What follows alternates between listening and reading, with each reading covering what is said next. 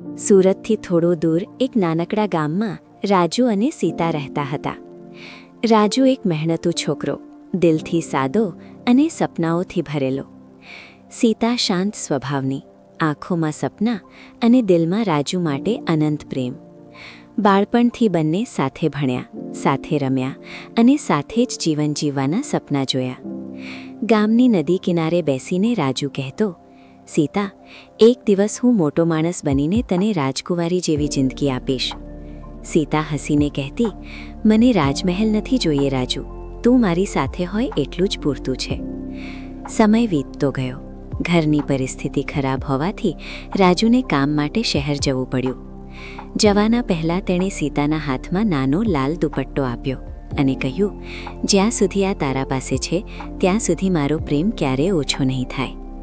સીતા રોજ સાંજે એ જ નદી કિનારે જઈને રાજુને યાદ કરતી, પવન સાથે વાતો કરતી, ચાંદને જોઈને આંખો ભીની કરતી, પણ વિશ્વાસ ક્યારેય તૂટ્યો નહીં. વર્ષો પછી એક વરસાદી સાંજ હતી. ગામની ગલીઓમાં કોઈ ઓળખીતી અવાજ ગુંજી, સીતા. સીતા દોડી બહાર આવી. સામે રાજુ ઊભો હતો, થાકેલો પણ આંખોમાં એ જ પ્રેમ. હું પાછો આવી ગયો સીતા, હવે ક્યારેય દૂર નહીં જાઉં. સીતા રડી પડી, પણ એ આંસુ દુઃખના નહોતા, એ તો વર્ષો સુધી સાચવેલા પ્રેમના હતા.